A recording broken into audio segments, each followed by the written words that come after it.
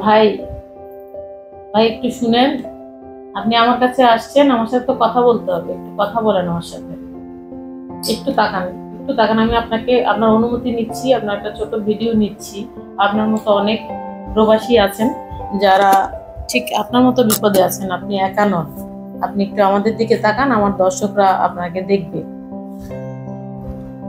আপনার সমস্যা হচ্ছে আপনার ক্যান্সেলের পর আপনার কাছে আপনার ভিসা শেষ হয়ে গেছিল, ক্যান্সেলের পর আপনার কাছে মেয়াদ আছে শুধু 23 তারিখ পর্যন্ত, এর মধ্যে আপনি ভিসা লাগাইতে পারেন নাই। জি। আপনি যখন থেকে এসেছেন তখন থেকে আমি দেখতে পাচ্ছি আপনি কথা বলতে পারতেছেন না, কান্না করতেছেন। একটা পুরুষ মানুষ হয়ে যখন কান্না করে, এই জিনিসটা অনেক দুঃখের বিষয়। এই বিষয়টা আমরা আসলে আমাদের সরকারকে বুঝাইতে পারিনি মনে হয়। একটা পুরুষ মানুষ এখানে এসে কান্নাকাটি করতেছে যে আমি ভিসা লাগাইতে পারতেছি না, কোনো কোম্পানি আমাকে নিচ্ছে না, আমাদের ভিসা বন্ধ বলে। এটা অনেক বড় দুঃখের বিষয়। উনি কথা বলতে পারতেছে না, উনি একরকম নির্বাক হয়ে গেছে।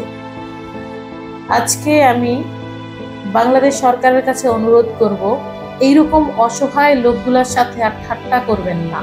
বিগত সরকার যা করেছে তার জন্য আমরা রেমিটেন্স বন্ধ করে তাকে বিদায় জানানোর কাজে হেল্প করেছি। আপনারা যদি দুবাই ভিসা ইনসাইড, বিশেষ করে ইনসাইডে যে সকল ভাইয়ের এরকম ক্যান্সেল হয়ে গেছে, ওনার কিন্তু 23 তারিখ থেকে 50 দিরহাম ফাইন আসবে ইমিগ্রেশনের, 20 দিরহাম আসবে আইডির, এবং 400 দিরহাম ফাইন আসবে হচ্ছে ইন্স্যুরেন্সে। এই লোকটার যে ফাইনগুলো আসবে, এই ফাইনের দায় কে নিবে?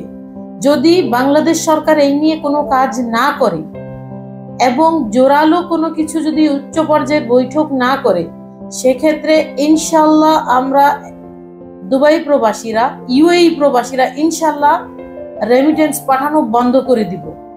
এবং সবাই হুন্ডিতে, যেভাবে শেখ হাসিনার সময় হুন্ডিতে টাকা পাঠাইছে, ঠিক ওভাবে অবৈধ চ্যানেলে টাকা পাঠাবে। এই লোকটা আজকে বেকার, এই লোকটা আজকে কোনো খানার টাকা নেই, তার কাছে থাকার জায়গা নেই, সে লুকিয়ে লুকিয়ে থাকতেছে, কোথায় যাবে কি করবে তার কোনো ঠিকানা নেই। এগুলার পিছনে দায়ী কে?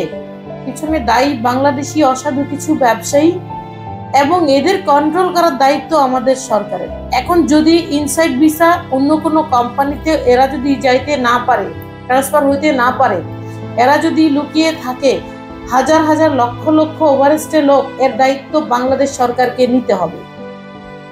আপনারা সবাই সর্বোচ্চ ভিডিও শেয়ার করবেন।